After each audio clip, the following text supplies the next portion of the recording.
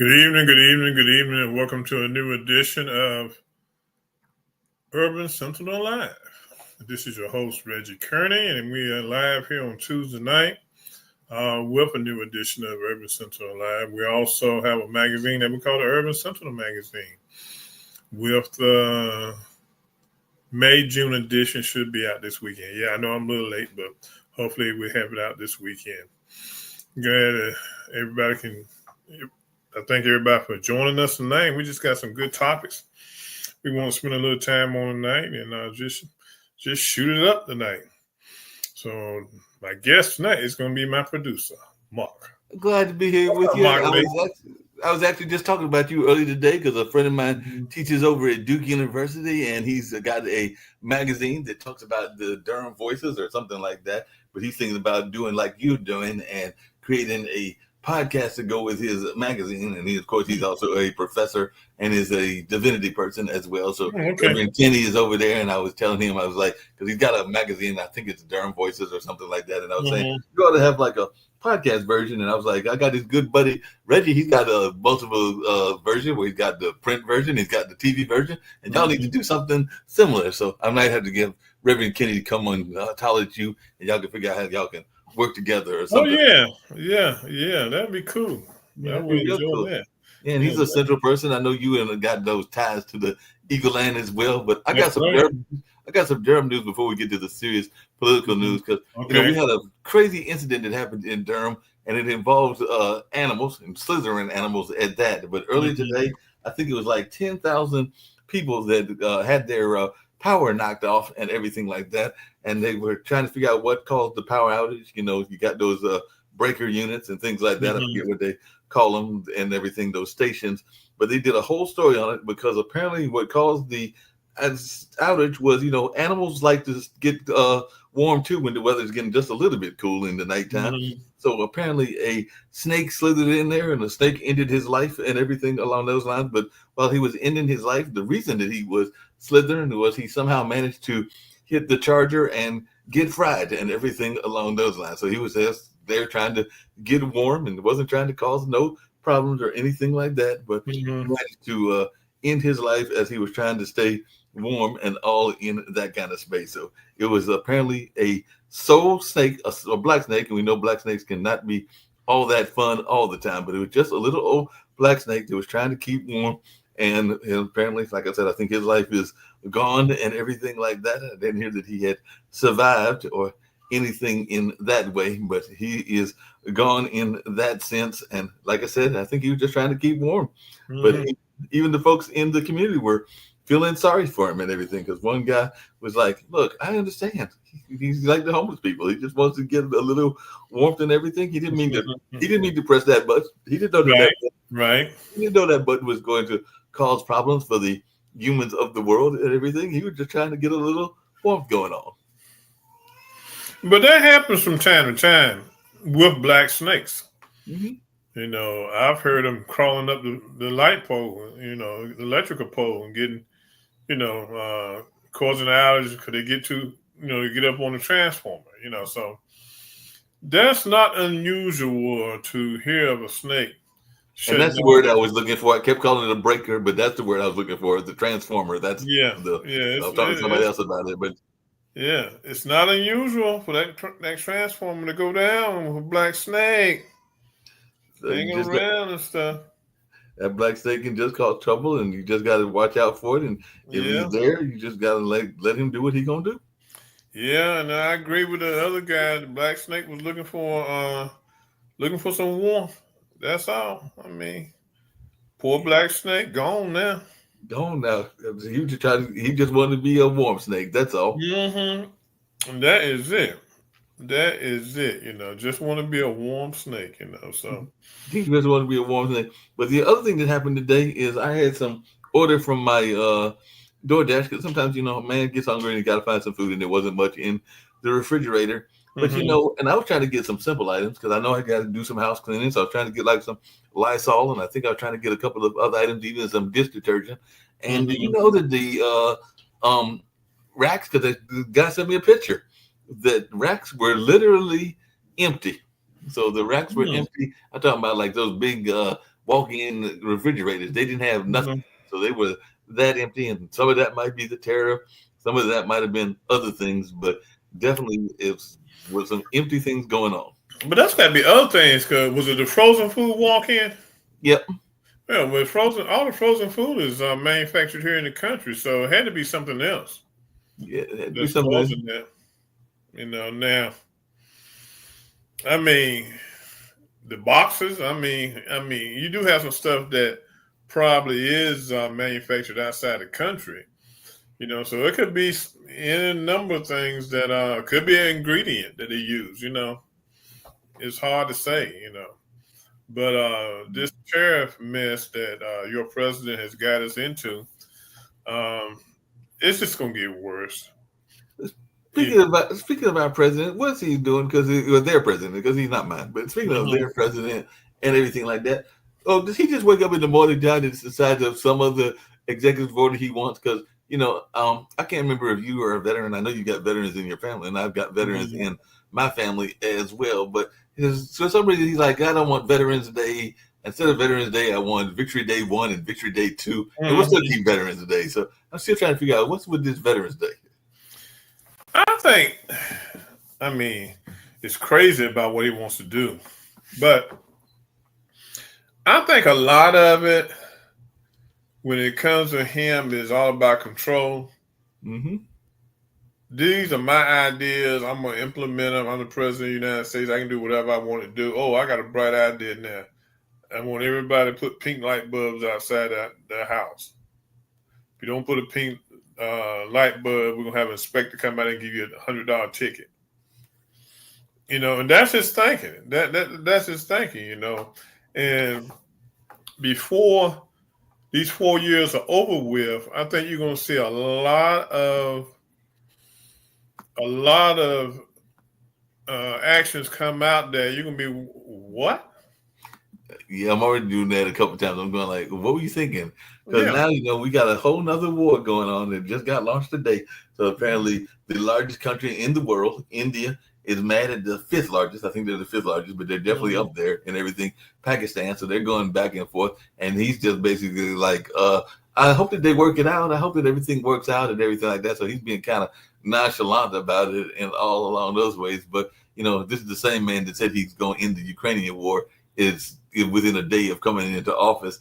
And now he's meeting with the Canadian prime minister and saying he's got a big announcement coming down the pipe. Maybe the big announcement is it just like Putin is having his parade. I think that's why he wants a parade for his birthday, because he knew Putin was having a parade. He wants to see if his parade can be as big as Putin's parade. So maybe that's what it is. It's the parade battle. Yeah, he, with this holiday thing, it's crazy. But he said it'll be a federal holiday, but you still have to work, because they do have a lot of federal holidays off they take off for now. Getting back to his actions and stuff. He did an executive order on movies, on the entertainment industry, on movies. 100% tariff on foreign movies. And last time I checked, a lot of movies, including a lot of American movies, were being made in Canada, being made in Mexico, being made in a lot of other places other than America. But you're going to put 100% tariff on those fine folks. But it's because of the location. And a lot of times they use different locations because it's easier. They get tax breaks and stuff, things of that nature. Now, he said that the movies that are produced overseas are a lot of them, it's a lot of propaganda with them. Okay. Now, okay. So when Tom Cruise comes out each time with Mission Impossible that's produced and filmed overseas, I guess he's coming up with some kind of propaganda that's going against the country and all that kind of stuff. Wait a minute, back up, because I've got to ask you a question, Reggie. There've been a couple of movies, Black Panther was not one of them, but there've been a couple of movies that strongly had a pro-American sentiment and everything. So I guess Top Gun back in the day, and even I'll go back to my superheroes and everything. I guess Superman and Batman didn't have a pro-American agenda and everything along those lines, because last time I checked, but he uses that propaganda word loosely to give himself permission to do what he wants to do. But there's a guy that speaking. We were talking about different schools, and I mentioned Central earlier and everything like that. But there was a gentleman, Ariel Dorfman, that is over at Duke University, and he wrote a whole book basically that looked at the comic book industry and talked about the propaganda that goes out in just cartoons, and we're talking historical cartoons and all along those lines and everything. So he did a book, and I'm trying to think of the movie's title, but I think it's got Donald Duck in the title. But I know Rodrigo is his son, and Ariel is still around, but he wrote a whole book that basically looked at the nature of the movie industry and its propaganda as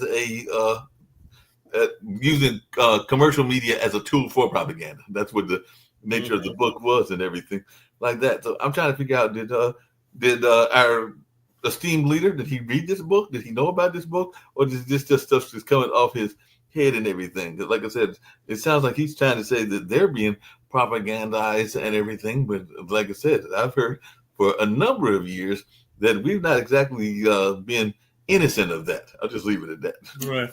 But he definitely doesn't read, so he probably has never read the book. But okay, it's like he just did a executive action today to shut down PBS. Right. Man, we all grew up on public broadcast. Oh, totally. Okay, now his thing is that some of the programming for kids is, getting a little out there, and some of it, you just got to make your mind up, and you got to monitor your kid and say, no, we're not going to watch this one because of this and all that kind of stuff. Okay, should be left up to the parent to decide on which cartoons to come on PBS or what shows for kids are good shows for the kids to watch. But he's just taking it in his hand. We're gonna get rid of it. PBS is gone. I mean, he just wants to get rid of him. Why he want to pick on Ernie and the Muppets and all them other folks? They didn't do nothing to him. Ernie was perfectly fine. Big Bird was perfectly fine. Mm-hmm. They didn't do anything to him personally and all along those lines. So I do not understand why he's upset at them and why he wants to have this whole issue with them when they did not do a thing to him in the least bit. Like I said, they were just over there minding their own business and all along those lines. So what's up with him and this whole notion of what's going on in that sense? I don't know.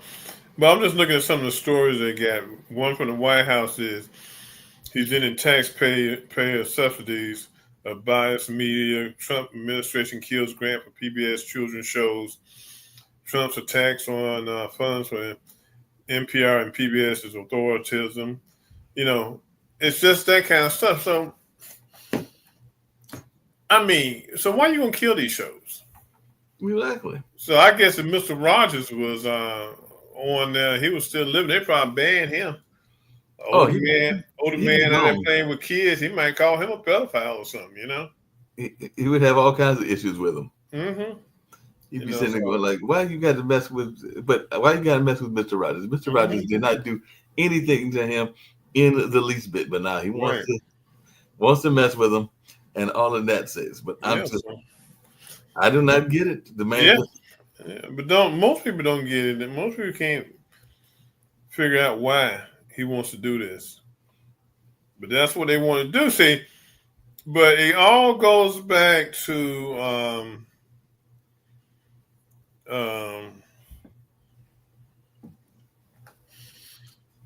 and by the way, the book that I was talking about, because it was by Ariel Dorfman and Armand Madelhart, and it critiques Disney comics from a Marxist point of view. So it's actually looking at how a lot of times the comic books, whether they were even supposed to be simple stories, that they might have actually had a capitalist agenda, is basically what the book was talking about. So that's what Ariel Dorfman and Armand Madelhart wrote the book is, and it was basically like how to read Donald Duck and understand what you were reading, because they were saying that there were some subliminal messages that were probably pro-capital and pro-capitalism that were within those books. So like I said, but it's all right on that side, but it's not all right on the other side. I want to come back to PBS because we got a network person that's one of our founders and everything along those lines. He's been actually adamantly saying that PBS doesn't need federal money and everything. And I was talking to my mom, who used to run a PBS or an NPR station, which is the radio version of PBS and everything.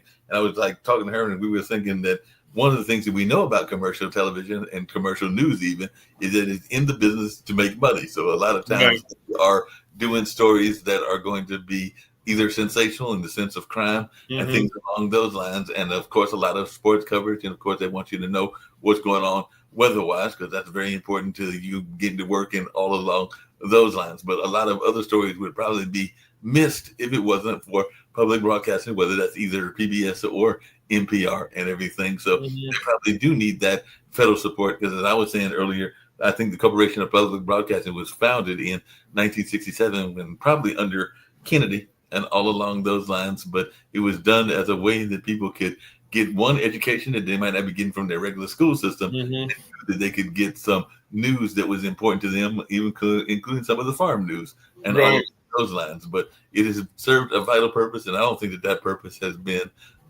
unused in all of this point. And I don't think that the private sector needs to be the only ones that give their donations. I have no problem with donations, but I think that we can also have some federal and state money as well. Well, the federal and state money for PBS is, with the federal money base is going to be gone. Now, what they can do, they can limit themselves and they can limit the amount of commercialism that they do on the channel in selling ads. And it might not be a bad idea. They can still have the programming, but allow the corporations, the big corporations, coming in and fund it. Okay, your president, he has sponsors for the Easter egg roll. Ain't never happened in the history of the Easter egg roll. They ever been sponsors, because they don't allow the White House to be used for profit.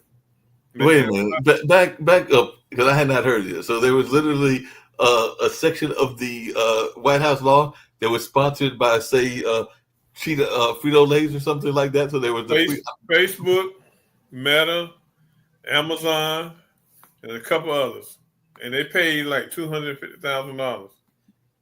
Well, a couple of things on that. One, they do pay in public broadcasting. There's a thing called underwriting, so they can get underwriting support, and they do have to pay money in order to get that. Because they're not going to get. Trump is not giving them nothing. Okay, they're not getting no underwriting funds. They're not getting nothing. That's why I said they're going to have to develop a new model where they can go out and sell ads on there. Well, and that's what I'm saying. They do sell ads. They just don't sell them in the old-fashioned way. They sell them as underwriting. Well, they better get to selling them the new way. Because that's the only way they're gonna survive. I mean, first of all, they didn't get that much. I think NPR might have gotten 40% of that money. I think PBS only got maybe like 5% of that money from the federal government. Right. I think what should happen, PBS and NPR should merge, okay? Then continue their programming, but like I said, bring in some advertisers. Okay, they don't have to go wild. They don't have to go crazy, But they get advertised, and then the advertisers are able, because that's the problem with commercial radio and commercial television, and they will be able to dictate what is said. So that's that's what most of the people like about PBS, is that they are not controlled by the advertisers. But they tell the advertisers, come in, look, this ain't about control. This is about us surviving. Okay? If you want to go by our rules, you come. If you don't, we'll find somebody else.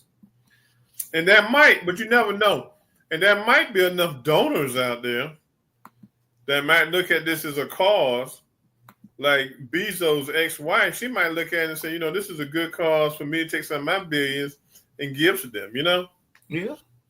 So I think, they're not going to go away, but I think they're going to get creative in the way they raise money, because they're going to have to. Well, they're going to have to get creative, but it's also impacting some other agencies as well. Because right here in North Carolina, there was an agency that just got formed. I mean, literally just formed recently. I mean, they just got their house, and it was the old house of Polly Murray. Many people that know the history of Brown versus Board of Education will know that name. Those that are into both civil rights and LGBT rights will know that name as well. But they got a substantial part of their money that was cut by the federal government. And even Phil Freelon helped build the African American Cultural in it. I think a lot of their money is being get ready to be cut. But I'm talking Mm-hmm. about the Pauli Murray House.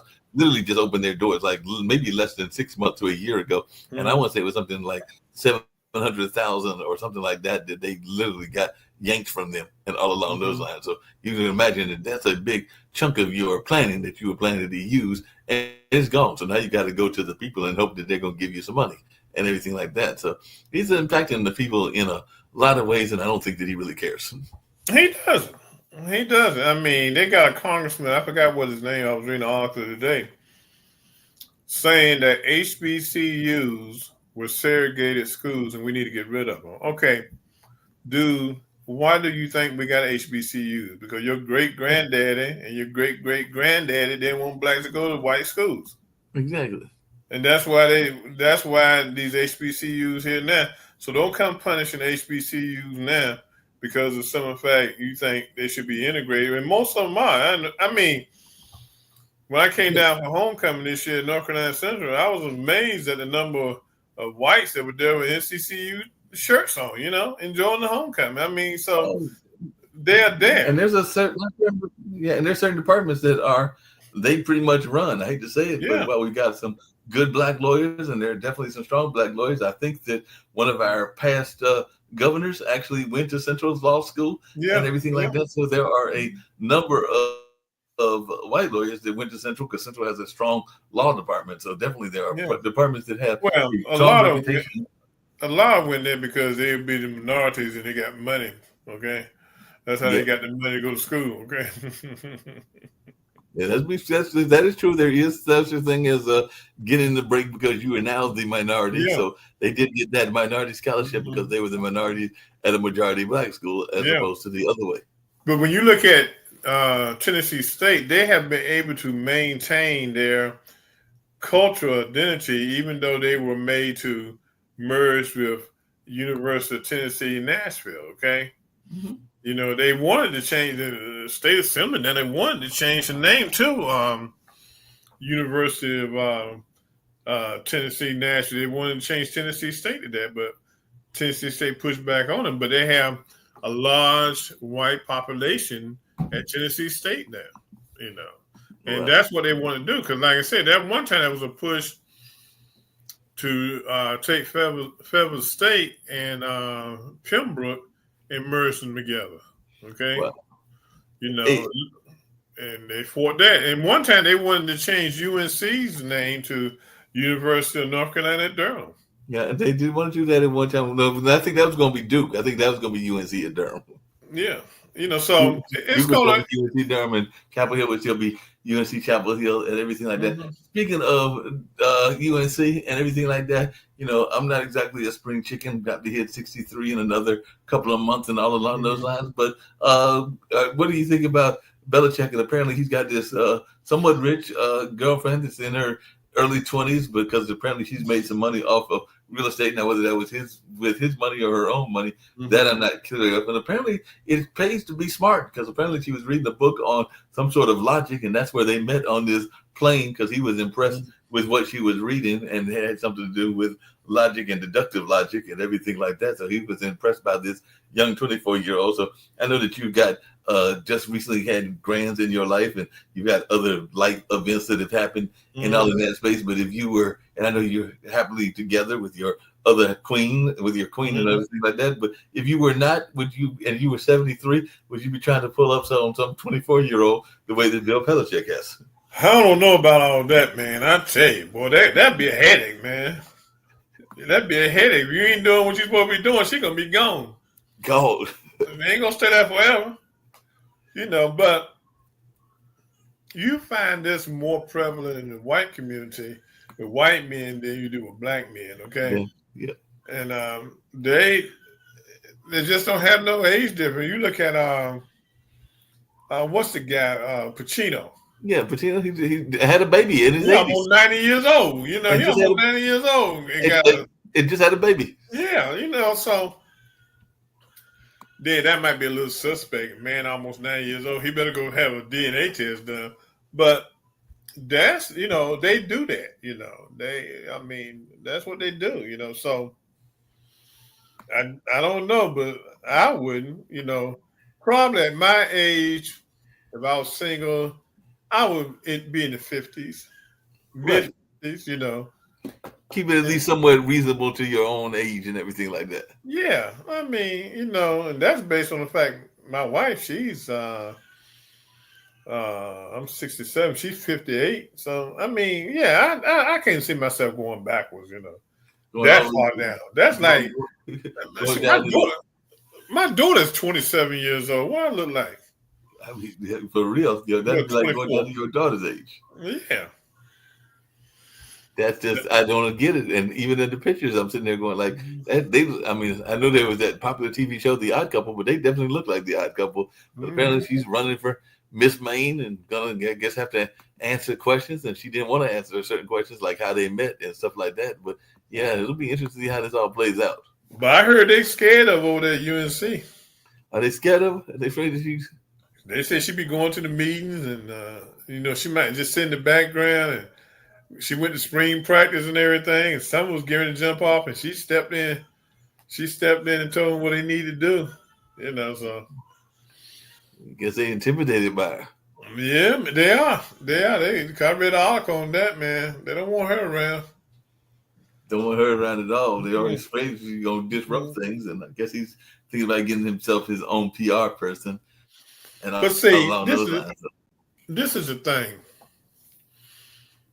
With her being in his life, she might be in love and enjoying the relationship, but I still think it might be that little father-daughter type of thing that she might look at him that he needs her protection because of his age. You know, do you really want that? You know, and everything. So it might not be. It may not be May, December. It might actually be a father-daughter. She might have a father issue in her life or anything. What do they call that? Yeah, you know, Oedipus complex. Yeah, because like I said, she's jumping and everything. You know, so it's like she's trying to protect him.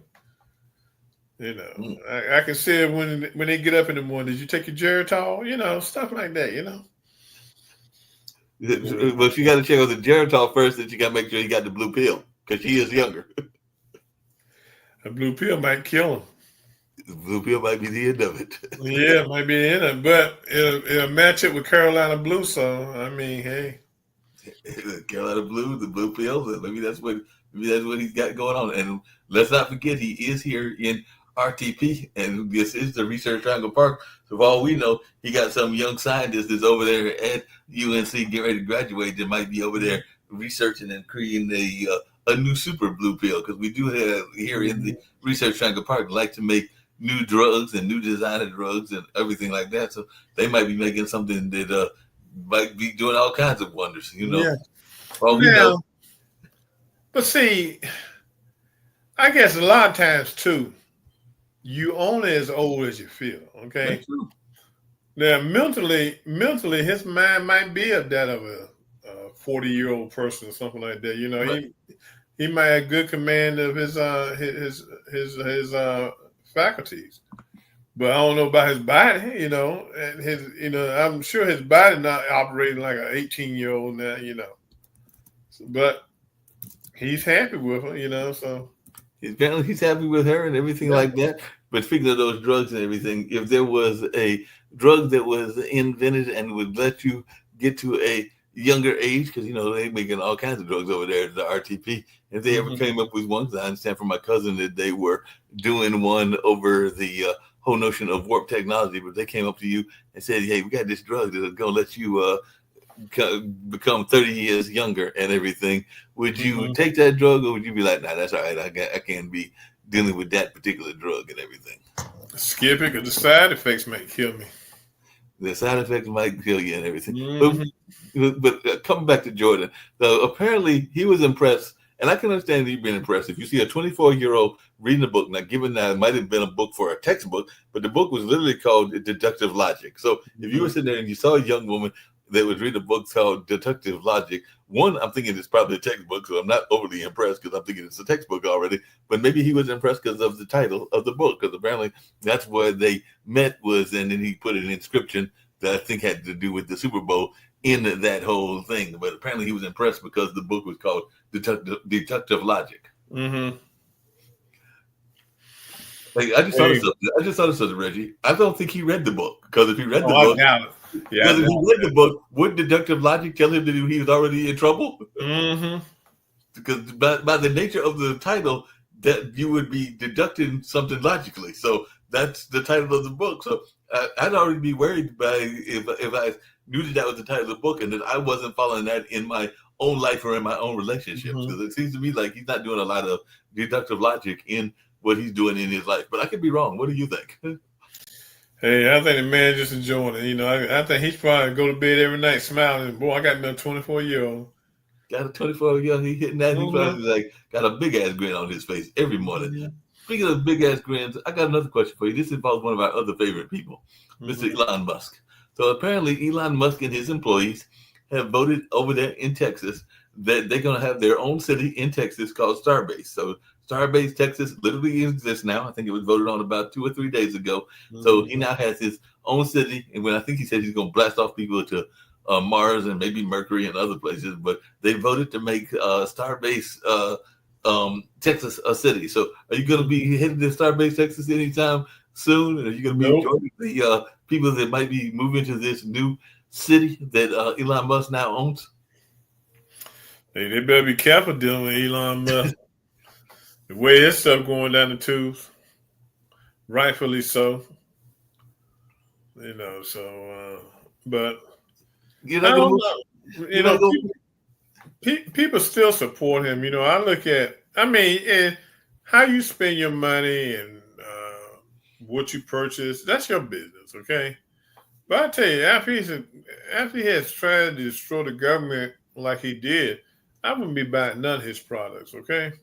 No Tesla, no nothing he got, but he's not the first one, because I remember she bought it, she failed, and it didn't work for her. So I just wanted to know, when are we going to get, Urban Sentinel Town that's just outside of Baltimore? Because, he wasn't the only one. Kim Basinger bought a city way back when in Georgia and everything. So when are we going to have the Urban Sentinel, or maybe Reggie Town? When are we going to get Reggie Town? That's okay. I don't need nothing.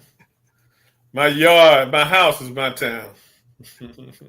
That's your town. You don't need no other town. You good with that one? Yeah. Well, look, let's talk about, before we run out of time. Yeah. The racial climate here in this country stinks. Okay, and we always have done that. So it's nothing new.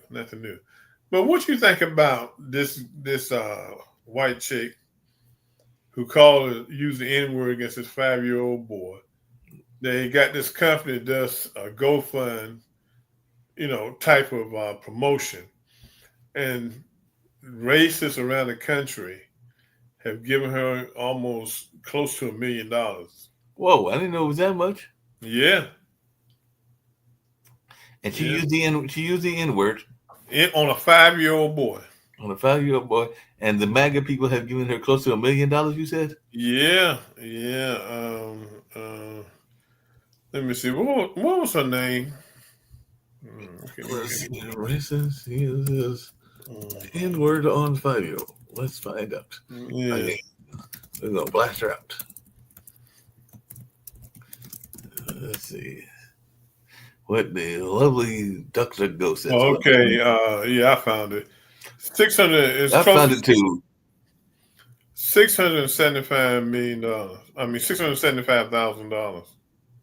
And this was recently, because it says during the week of April 28th, 2025, a video was recorded at Soldier Fields Memorial Park in Rochester, Minnesota, by a 30-year-old man named Sharmak Omar. The video showed a white woman being confronted by Omar for allegedly calling a 5-year-old boy of Somali descent, so not even from here, and everything, that N-word and everything like that. So definitely that's just wrong on so many levels. And then she started this campaign, right? 2 days ago, it was 500,000, so it's probably close to $600,000 and all along those lines. So it's like the latest article I'm seeing that was out 2 hours ago. It's up over 700,000. Wow. So to my audience, excuse what I'm going to say. So if I call them a cracker, you think I can get me about $1 million? You shouldn't be able. You shouldn't. I mean, she shouldn't get that money. You shouldn't get that money. But I'm sure she's gonna get that money. That's just wrong. Yeah, it is. But they say when you look at some of the names of the people who gave money, the different names, they have racial slurs and things of that nature. And this company who's doing the raising the money, taking in a donation, this is supposed to be a Christian company. Well, it says after the incident, a woman named Shiloh Hendricks, let's hope for her sake that she's not related to Jimmy, set up a Give, Send, Go fundraiser. So I think that's the Christian company you're talking about, and identified herself as the woman in the video. She stated on her campaign page that her personal information was leaked and that she had been receiving online threats and needed to relocate for her family's safety. So she needs the money so that she can relocate and all along those lines. So she's getting rich so she can relocate and everything that sense. And she's defending her actions by saying the child had stolen from her own child's diaper bag. So I guess she's saying this 5-year-old went in there and grabbed another kid's diaper. I guess that's what her claim is, that he went in there and grabbed another kid's diaper. And I don't know that many 5-year-olds are that quick with their hands, but okay, that's what her claim is that he stole the diaper from her because I guess she's a mother as well. Mm-hmm.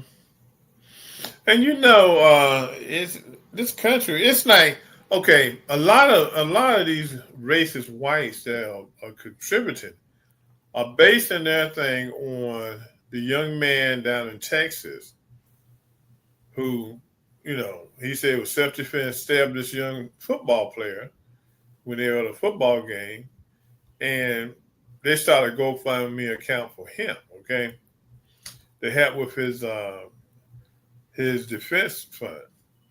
And so whites are trying to equate what's happening now with the young guy that I can't think of his name right now. Cal. Cal is his first name. I can't think of his last name. They trying to equate the two, okay? But just see, then they went a step further, trying to say that the parents had bought a brand new house, buying brand new cars and all this kind of stuff, you know. Really trying to disparage the young man. You know? Yeah, they're trying to disparage the young man and everything, but they do a lot of that because, you know, there's another person in the Black and Brown Club, and he's still sitting over there in El Salvador because your boy photoshopped a picture of him with the MS-13 logo, even though there is plainly evidence that it was photoshopped and that the image does have the image of a marijuana leaf. And, you know, it's not my substance of choice, but I do have friends that is their substance of choice and everything like that, but it is not a gang symbol per se, and a couple of other things that weren't gang symbols either, but they're trying to make him out to be the worst thing since sliced bread because they're basically like, you know, he's a wife beater, and yeah, he did have that injunction against his wife, but apparently his wife is coming to his aid regularly and everything like that, and that he is just a horrible citizen that is a member of the gang, and apparently is a member of the gang in New York, even though there's no evidence that he's ever even been to the city of New York, but he's still sitting here in El Salvador and all along those lines. And speaking of El Salvador and New York, I do have another question for you, and it comes back to race, because we know that the prison system is corrupt. The prison system is definitely very anti-black and brown and all along those lines. But, you know, one of the other things that Trump said he wants to do is he wants to turn Alcatraz back into a federal prison. So what are your thoughts about that? I know it made some good movies and everything like that, but now he wants to make it into a prison. Okay. To that earlier. So what is your thoughts on the notion of him making this into a prison? Look at this. Okay, Doge was formed to cut government waste. That's what they said. All right, but now you taking every little chance you get, you taking money that you supposedly was saving, which I doubt was true, and you want to do Alcatraz and other things. Okay? Right. Now, just think about how old Alcatraz is and how dilapidated it is. Exactly. Just think about how much money it's going to cost to try to refurbish that thing. Because first of all, it ain't like you can drive a truck up to the island and offload the supplies. Nope. You got to bring them out there by boat and offload and carry them all up there. Man, this dude is crazy. He just done lost his mind. He cray. It got to be cray because, like you said, it's not going to be cheap to do that at all. It's impossible. Not going to be cheap in the least bit. But he's going to somehow manage to do that. And like you said, they got to refurbish it. I'm thinking the security system is not been working for several decades, probably. So at least a decade or two. So you got to do a whole new security system. But these are the things he thinks will make America great again. Other than him trying to kill the Civil Rights Bill in 1964 and things of that nature, the Voting Rights Act, he's trying to kill that. You know, like you said earlier, the man is crazy. He's trying to make this one America. You cannot make this one America because of the simple fact blacks have been through a lot.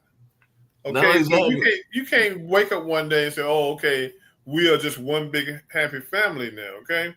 Well, not that, but a lot of what he's doing is against black and brown folks. But he still can't change back the clock and time. I mean, well, he could if he does some very harmful things and everything. But I think that the estimate is that if we're not already there, but no later than I think they say by this is 2026. I think it's either 2030 or 2035 that America and the world, but definitely America, will be a majority minority community. So the whites will no longer be as exclusively. Not really. Huh? Not really, then, because right at this time, blacks only 13 to 15% of the population. Okay. Right. The biggest reason for him to want to send immigrants back because they're all hooked on that replacement theory. Okay. Right. This country becoming a majority country was based on the fact that with our population and the population of Hispanics, Latinos, and things of that nature, we would have a strong base. That's the only reason. The only reason he's sending people back because they're trying to keep this country white as long as they can. Okay, that's just the bottom line of it. Okay, but he will never come out and say it. Okay, but that's the bottom line of it. And I look at the black MAGA. Yeah. Your vote is your vote. You can do what you want to do with it. But you need to remember the things that are getting thrown at you, even though you black MAGA, you still in the same boat I'm in, okay? Exactly. And they don't realize that, They just think your president loves them to death, okay? He doesn't. He doesn't. He's not a fan, and they think they're going to get some crumb of a job. Has Tim Scott got a job yet? No. Has Barry What's-his-name got a job yet? And them two did everything but, I ain't going to say what I'm going to say, but they did everything but that, okay? Yeah. Oh, boy. Gosh, Tim Scott talking about looked at me in the face and said, I love you. I said, Lord have mercy. And they ain't got a job of one yet. Mm-mm. As a matter of fact, speaking of people that ain't got a job of one yet, his other candidate, we don't even hear from her no more and everything. And, she was supposed to be the Indian version of the hope of the Republican Party. But when was the last time you even heard a mention of Nikki? Yeah, when was the last time you even heard Nikki Haley's name? She'll be back out. She'll be back out in 2026 or 2028. Yeah, she'll be back out. Speaking of being back out, what's your thoughts on, I understand, because Marjorie Taylor says that she could win the race and everything, but Brian Kemp, the governor of Georgia, said that he does not want to run for that Senate race and everything like that. So I guess he's going to pull out and not be in that. But then Marjorie came out and said, hey, I think I might want to run to be the governor or the senator and everything like that. Those guys spend a lot of money on polling. Before they do anything, if you're a good political person, I don't care if you're Republican or Democrat, before you jump into a race of that type, you're going to do your research on it and see how likely your chances are. Okay, right?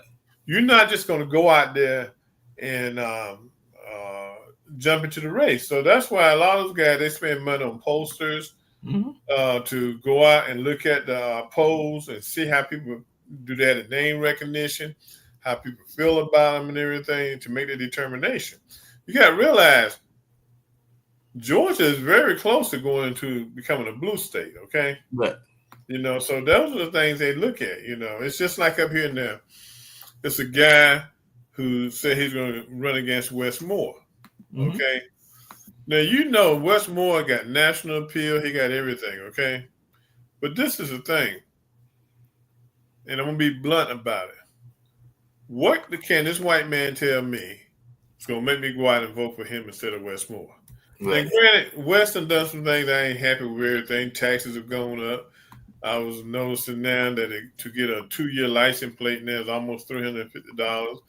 Things that they have, they're called taxes. They just call, raising the fees up a little more, but it's really a tax to me. But, what can you do? You don't know where you at. You're in Maryland, okay? Right. All right. Your chances of winning, unless you find a block of black people who can't stand Westmore, your chances of winning the null and void in the primary, okay? So I just don't get it, but folks don't be thinking about the big picture and everything. I did have a question for you about your area, DC, and everything like that, and it comes back to the Capitol and everything. Now, I get it because he did the same thing in North Carolina, and I am a supporter of Reverend Barber and everything, but we need to become illegal to pray because, like I said, best I can tell, he was just praying, not giving it with the rotunda, given they got certain rules as to where you can't pray and can't gather. But you can't do black prayers in the Capitol, okay, in the rotunda. But you can come through there and tear the doors down and poop all over the place and pee all over the place and then you get pardoned for rioting, trying to tear the place down. But no, don't come in there and give a black prayer. That's all Reverend Barber was doing, was just a black prayer. That's all he was doing. But see, this is what they say. You can come into the rotunda and pray silently. Right. If you want to pray out loud, there's other areas in the Capitol area where you can go and pray out loud. They say the rotunda is not a place that allows people to pray out loud. Okay? So, him and his group of preachers, they were praying silently. Okay? Yep. Then they decided, look, we're going to turn up the volume. And that's what they did. Okay? Now, I don't know what the deal is. What's wrong with praying? Okay? Yeah. He won't in there trying to tear the place down. He won't trying to defecate in the place. Nope. He won't doing that. He was just praying. Just praying. Praying a black prayer. A black prayer. I tell you, I don't know. I just don't get it, but apparently that's against the law according to the Trump way of the world, because you can't be doing that. And so he had to get slapped with a like I think they said it was basically a fine, but I think he's paid it or is in the process of paying it. But like I said, the man was just trying to get a prayer because he said we're in deep trouble because they hate to say this, but there is a serious problem with poverty, and it ain't just black folks, it's white folks, there's a bunch of other folks. But to hear them talking about it, we ain't got no problem. Everything's fair. Oh, ain't no problems out there. There's no homelessness. There's no drug problems. All of this is a figment of your imagination. That's right. If you listen to the people that's around 47, they tell you ain't nothing going on in America. Ain't nothing going on. We've got a lot of issues in this country, and will it ever be fixed? No. I mean, speaking of things that won't be fixed, and I agree with you. We got a lot of issues. We got to fix them. We got to get the housing situation. We got to get the situation done with the people that are facing hunger. There's a number of things we've got to get done. Got to get some of these highways fixed. Got to get internet going so that people can have access, and a lot of other things. Even though there's some people that are against internet for all and everything like that, but there's a lot of things we got to do just to improve society. We got to fix our education system and all in that kind of way. So we got some major improvements we got to do. But just a slight pivot, and we'll come back to politics and get ready to wrap up, as you said earlier. I do have a question for you. Is LeBron gone, or is LeBron going to stick around another year? Because he's going into playoffs. I watched that last game. It was not pretty, and it was even uglier that Golden State's still in there, but they got a tough series. I think it starts tonight between them and Minnesota and everything. I did see Indiana steal that first game against Cleveland, and watch some of the other games that are going on. And I think the Canes are playing today too, which is the hockey team here in North Carolina. They're playing us. They're playing us tonight. They're playing LeBron going to his 25th anniversary. Right. His 25th year gonna be his last year. Right. But he's only in his 23rd year next year. So he's going to play at least 2 more years. So he's going to do 2 more years and everything. I understand that some people were afraid that he was getting ready to step down, because I was looking on social media, and he was said that the knee injury was going to cause him to not go to this event, but he was supposed to be a co-chair for the Met celebration that is going on and everything. So he said that he was sending his queen, which is his wife, to represent the James Foundation and the James name brand and everything like that. So he sent his queen Savannah over there because he could not make it and he regretted that. But on social media, there were a lot of people that were panicking because they were afraid that he was saying that he was getting ready to step down and, No, I give him to his 25th anniversary. And I think he'll sit down after that. I just think getting in 25 years, I think that's his desire now. Okay, well, I can see that, and then maybe he get to play with his son and everything. My other question for you on sports, because I know you're a sports fan just like I am as well, but is Guinness going to be the Greek Freak? Is he going to be with Milwaukee and Doc, or is he going to be? Is this the year he bounces, even though he says he's loyal to the team? I don't know, but you got some of the Milwaukee fans are suggesting that he leave. There are some fans that are suggesting he leave. Yeah, go find a team that you can get a championship on. Stop messing with us, because you ain't gonna get that here. But I think the coach is gone. You think Doc is gone? Doc is gone. Doc should have stayed in TV. Well, he'll be coming back to TV if he's gone. I'm sure he'll be coming back to ESPN or one of them other folks. Yeah. But look, checking the scores out now, Cleveland with 28 seconds left in the third quarter is leading Indiana 97-81. So they popping back up on them tonight. So that'll be a 1-1 series. Yeah, and let me see. I'm trying to find a hockey score. See the baseball, hockey. Oh, well, at the end of the second period, we leave 1-0. Go 1-0. That's still a tight game. Yeah, but before this game over, somebody gonna get killed because all that games they played this year, they've always had fights and everything. In the hockey with the Capitals and the Canes. Yeah, it's a tough rivalry.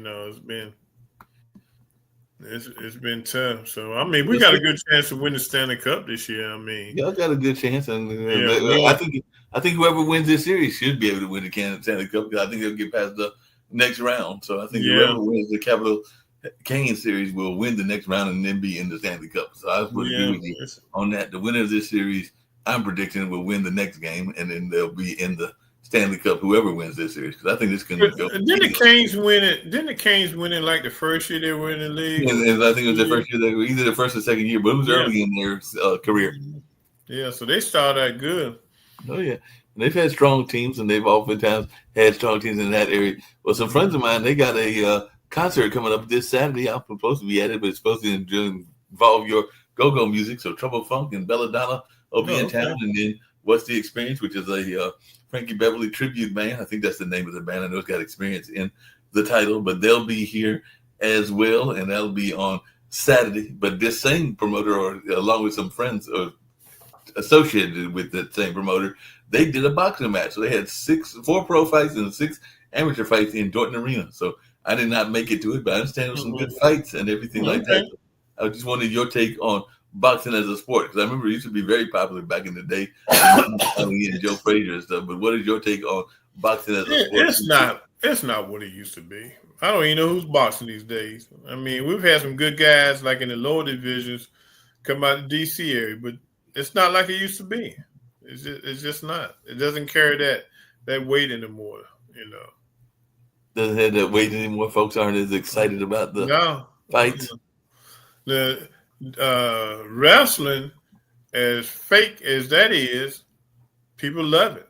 They love it to death. They love it to death. Your boy was still in some wrestling match. I saw that. I think he did something during a couple of years ago. But even Steamboat is still around. So I saw a picture of him, and he was actually still out there. I think it was like 2 years ago. He was still out there trying to get his match on.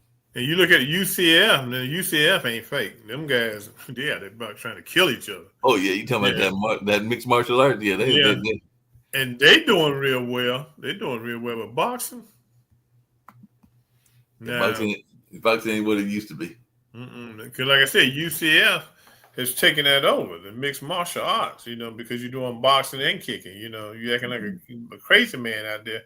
And I think people want that type of excitement as opposed to somebody running around the ring for 3 minutes. Well, speaking of crazy folks, what's your thoughts around the administration? Because I understand that your girl, speaking of boxing and wrestling, But I think Miss McMahon is still trying to get rid of the education department. Christy Gnomes is still running around and talking about the real ID and all along those lines. And of course, she tried to shoot somebody way back when, and RFK is just doing all kinds of stupid things. So we got a interesting administration. And are you ready for this? I understand that Matt Gaetz might be who's going to replace Elon Musk as head of Doge. We didn't want Matt Gaetz in the other job, but apparently he's going to be the head of Doge and everything like that. So what's your thoughts on Matt Gaetz going to be trying to control the money?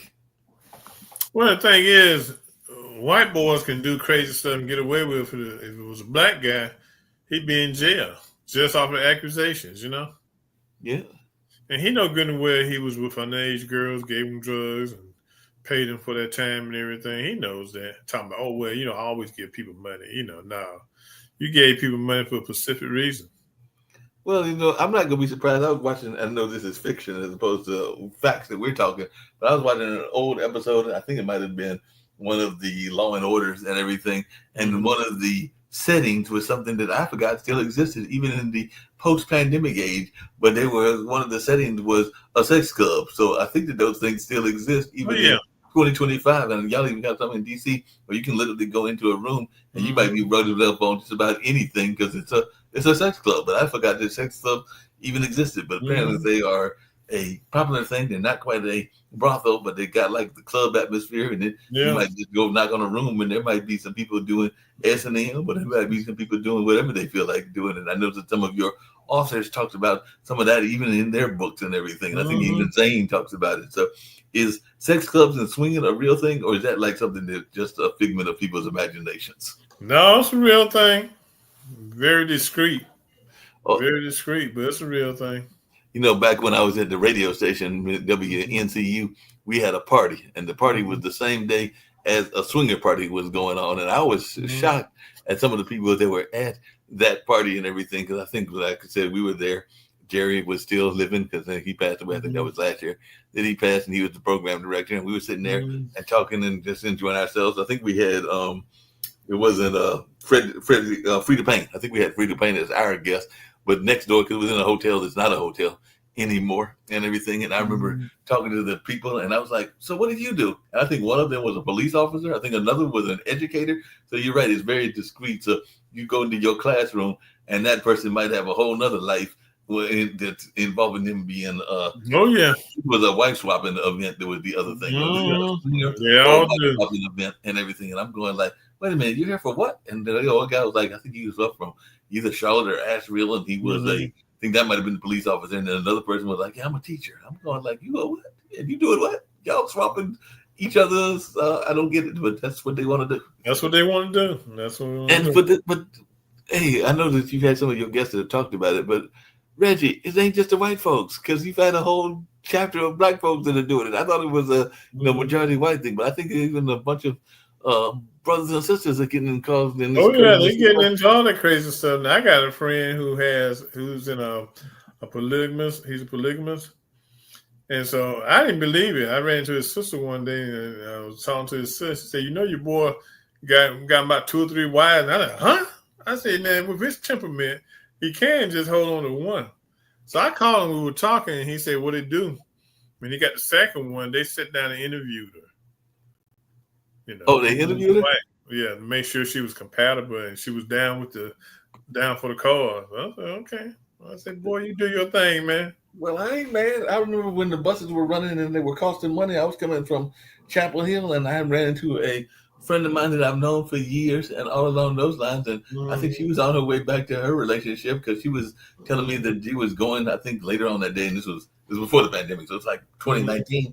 I think she was going to a swinger party later on that evening or later on that week. And I'm sitting there going like, this woman could have been more than, she was a relatively short thing, like maybe 5'4", 5'3". Not that height makes a difference in everything, but I'm sitting there going like, I would not have put that on you as something that was your interest. But yeah, she definitely had an interest. Yeah. I know she's still involved in that space. I know some other people in the political lane that are in that space as well. So like I said, there's no telling who you might find out. I think personally that's why certain books are not out, because there are certain people that might be afraid that their name might come out in certain activities, which is why the Epstein book is not out right now. So I think that there are probably some people even in D.C. that are doing things that they don't want people to know, and that might be what Trump has over some of those people that are voting for his bills and voting against their own interests. Who knows? Reggie, I'm thinking Trump might be like, if you don't vote my way, I still got to copy that book. Yeah, I got to copy that video. That's right. Well, look, man, let's get out of here. All right, we can get ready to get out of here. It's always fun cutting it up with you and everything like that. This was a fun conversation. We covered a lot of different things, but I think that we did come to one consensus agreement, which is that our man Trump has got some serious issues, and we might have to, there's a place just down the road. At least it used to be just down the road. I think it still runs. So do you think that we got to put Trump into Butner real soon? No, he's going to El Salvador. They're going to make a suite down there at that prison down there. I mean, like they said, people keep forgetting he got 34 felony convictions against him. So I'm looking forward for him going to El Salvador. I'm going to tell you, if I ran for president and won, my first executive order would be go pick Trump up, put him on a plane, and take him to El Salvador. So you're not even going to try to send him to the mental house? I'm sending him to El Salvador. He seemed like shipping people off to prisons in other countries. Let him go do his years of his 34 convicted felons down in El Salvador. I agree with you. I just had one other very quick question before we end, because this was a sad news on my side and everything. How much, and this is my question for you, Reggie, how much do you think we pay enough attention to our elderly and their health? Because I just found out that a friend of mine that was a very active person here in our blues community, and I was talking to another friend that's a local promoter, and we promoted some events together, and he told me that friend literally is now in the nursing home here near Duke. So we talked about Duke earlier, and he's at that nursing home, and I didn't even know that he had been placed in there, and I think he's been in there for about a year and a half, maybe almost 2 years and everything. But I know even when Brother Yusef was there, who was not the same nursing home, but another one, I think, I was not always that pleased with the care that some of those nursing folks, that some of our elderly were getting. One time I thought it was a white thing, because a lot of times when whites let go of a family member, they just take them to the nursing home, leave them, they don't ever go back. Right. But that's a black thing too. Now, I found that out when my mother was in the nursing home over Wake Forest. Blacks drop you out too and leave, and you don't ever see them again. The reason my mother got good care was because of my brother. I couldn't be there every day. My brother would go by that nursing home every day, and he would challenge them. They didn't like to see my brother. Okay, they don't want to see you. If you're interested in your loved one and you making demands to them, they don't like that. Because first of all, those girls or ladies, they don't make that much money. A lot of them make minimum wage or a couple dollars over minimum wage. Okay, and it's hard work. I mean, I know. When my mother was at home before my brother and I decided to put her in a nursing home, he had to go somewhere one weekend. Oh no, she was in the nursing home then. No, she wasn't. It's been a couple times I had to go down there, and he had to go somewhere that weekend because the caretaker, she had to do something. My brother had to do something, so he told me, he said, "Look, man, I'm gonna need for you to have to come down there." So I went down. And I said, "Look, I'll be there Saturday around 4:00. I'll be there when the lady gets off." Because the second shift lady wasn't coming in. Man, I tell you, I love my mom to death. But that was the hardest work I ever done. It's hard work, man. It is very hard work. I know that even when my dad was doing some treatments and everything along those lines, but my dad is not your average person. He was actually trying to organize the workers and all along those lines, because he was still got his faculties and still is very active and healthy, even his early to mid 80s, because he's a little bit older than mom, so he's about mid 80s now and everything like that, but still got all of his faculties and is still very much together. So like I said, just several months back, he was trying to organize those workers, because like I said, a lot of times they are not paid as much as what they go through, because they go through a lot, and that's a lot of sometimes dead weight. And I'm not saying dead weight in the sense of being passed away, but dead weight is in like you're not as active, you gotta lift them up. Yeah, and that thing, it hurt me really a lot to put my mother in a nursing home, but it got to a point where even with help, I know it was killing the help.